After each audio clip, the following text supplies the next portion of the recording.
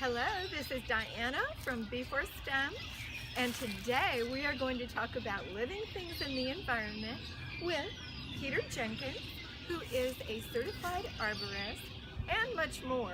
But first he's going to tell us about the career of an arborist. So tell us, Peter, what is your particular role?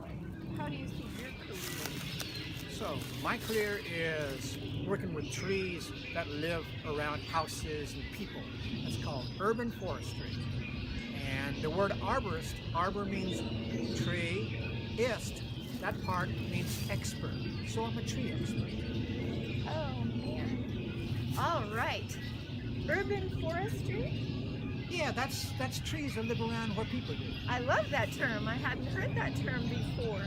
So tell me, what tools do you use to collect the knowledge and information about the living things, including trees and what lives in them? As you can tell, we have birds in the background and they're kind of taking breaks and they're going, and now we have another bird joining us, which is an airplane going by. So this is fun for me. I hope it's fun for you. But tell us more about the tools you use in your job.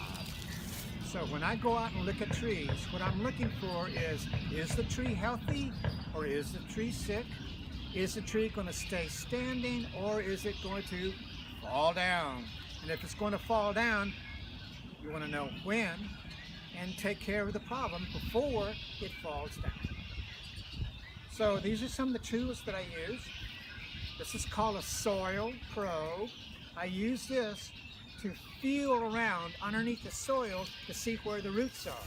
So if I wanted to see where these roots are here, I push down in the ground. Yep, there's still more roots. This root here is coming out this way. And I can push this down and I can find out where the root's growing.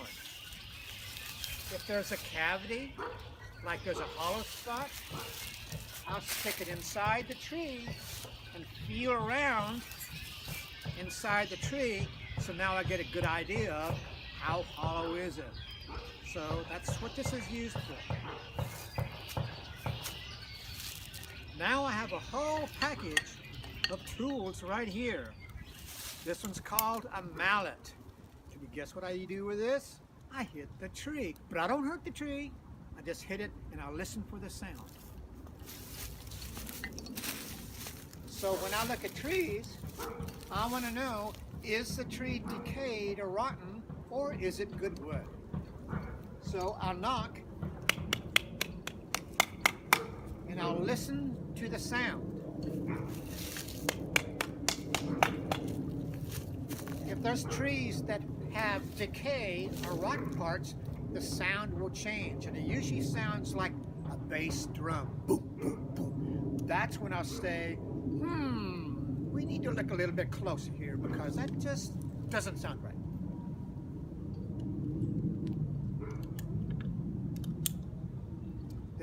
This tool right here is a simple screwdriver, but it's blunt, it's not sharp.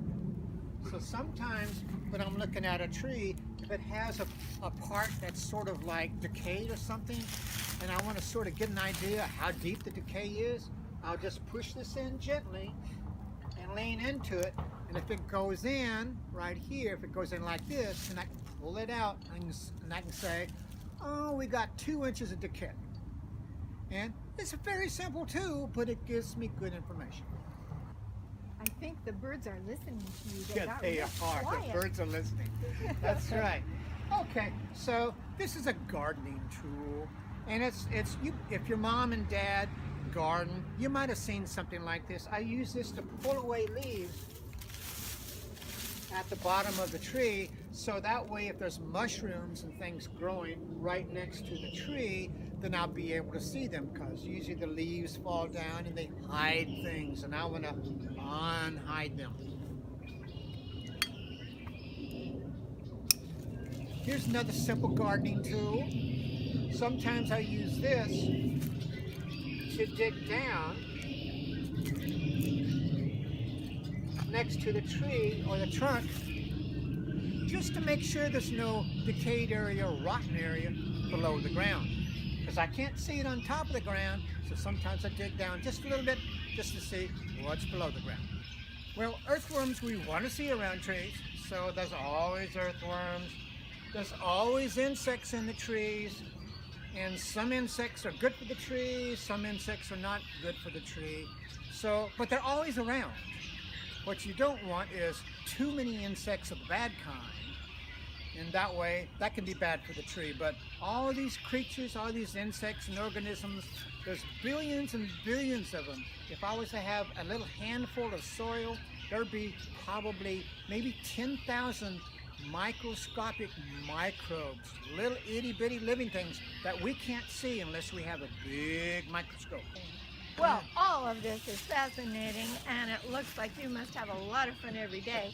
But tell us, what is one of your favorite and most rewarding parts of this career? One of the things I really like about being an arborist is climbing trees. And I bet you've climbed a tree before. You know how exciting it is.